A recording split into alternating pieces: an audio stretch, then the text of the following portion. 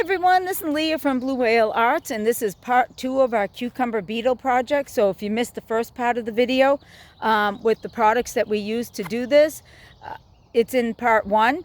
But I wanted to give everyone an update and share what I've learned. So in my research and looking more, a couple of things that I learned before I get to the different stages is that if I was to do this next year, which I probably will be doing it, I'm going to put these cups out about a week before I put my plants out. The other thing is putting out, because part of this project was also putting out some marigolds and other things, and I would get them planted in the ground also about a week or 2 before I actually put my gourd plants out to deter the bugs from coming in. So that's 2 big changes I would do. But this is the first year that I'm dealing with such an infestation of these cucumber beetles so early in the season. But I think that I've got a pretty good handle on them because when I first came out, I was seeing them almost on every plant. I mean, I had full infestation of these bugs. And this morning I found 2 when I did my walk around. Now it's a little early in the day, but yesterday I saw 4 bugs. So I think that I've got a handle on it. So let me turn my camera around, and I'm going to start with the plate method and talk to you about what I've learned, and we'll go from there. Alrighty, so the first experiment we had was to do with putting, using the yellow plate and whatnot. Now initially I had put all the yellow plates in the middle of, I'm going to point in the middle section between these rows here, and I found that like one plate caught a couple, and then I said, you know what, I know that on the professional trap that I used that it said to put them away from where your plants are. However, it kind of worked and it caught some, but when I moved the plate over to where there was a heavier population of bugs, you can see that in this plate I got 5 of them in here. So is that a lot? Nope, it's not in the scope of if you got hundreds of them, but I think I already had implemented some other things and it worked. Now I'm not a fan of the plate method because I found that I had to keep coming out. So if I could find the yellow bowls, I think bowls would work better because the water kept evaporating. We had some hot days. The last 2 days were kind of hot, so I had to keep coming to put hot water in. Also, the other thing too is that I put some row cover on to keep the cucumber beetles off. You can see here I lost the plant because they just devoured it. This one in here, I just totally lost that plant. Hopefully these other 2 will be salvaged. I've learned that the cucumber beetles like certain variety of gourds over others. So you can see this row, they loved the mini Nigerians, and that just was all over them. And when I came over to these guys, which are different varieties, there was never a bug touching them. I could never find a bug on these. So I found that also in the garden walking through different varieties. They just love certain varieties over others. The other thing, the other method was using these cups.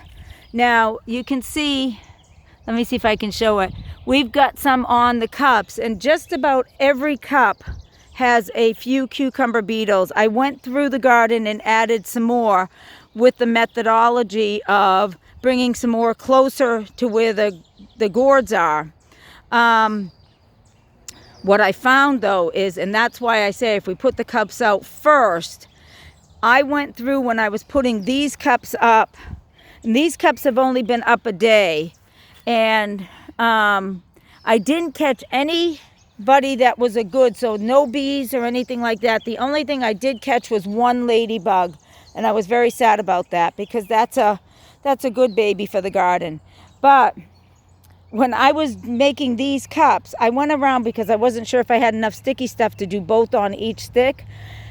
I was doing this one, and then when I would come back and do this one, and on almost every single one of them there was a cucumber beetle sitting on the cup that didn't have the sticky stuff on it. So I wasn't happy. They were taunting me. But I find that the cups did capture some. And you know what? Every one that's captured is one less that maybe can produce. So, for an inexpensive way of putting it out there, I was pretty pleased with its outcome. Now, would it be the only method I use? No. So I think that the marigolds help deter and push them away. I put some dill plants in to bring some good bugs in, and I think that just takes time. And then I put these cups up. So these are methods I will do again next year. But like I said, I would do them a week before or 2 weeks before putting my gourds in the ground. And so this year I put them in it's almost 2 weeks now. I would wait until Memorial Day weekend, but implement these other things into the ground before putting my gourds in to deter them. The next thing I am going to do though is I've read is put a blue Hubbard squash that I'm going to put right over here on the outskirts of the garden. And blue Hubbard squash is supposedly one of their favorite foods to eat. However, blue Hubbard squash is more prone not to get the bacteria wilt. Where the gourds, it will kill the gourds. They can kill the gourds with the bacteria wilt that they carry.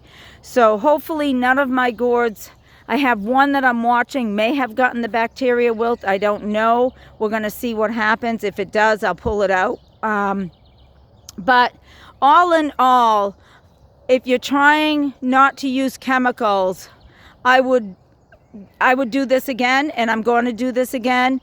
I will put just as many marigolds in. Every hole where I have a gourd, I planted a marigold. So I went real extreme. I've always used marigolds, but never to this extreme. And I think that they do make a difference to help push them off. Like I said, my bug population is way down from when I first started dealing with this. And the first thing I implemented was the marigolds. Then I planted some dill, and then I put the yellow cups up. And so fingers crossed that I've got a handle on them now. And then, if you're wondering, the little teepees that you're seeing around, sorry, switching over, I have, which is the first year I've done in many years, is direct sow some seeds. Well, those are the little guys that they love and will just devour. So I've just covered them over. I've got one here I just saw that's popped up. So I'm going to go put a tent on it. But if I allowed him to be uncovered, and if there were any cucumber beetles here, that's going to be their meal, because they love them when they're young and tender. So anyways, that's what I've learned, and I hope you find it helpful. Have a great gourding day, and we'll see you soon. We'll give you some updates. Bye.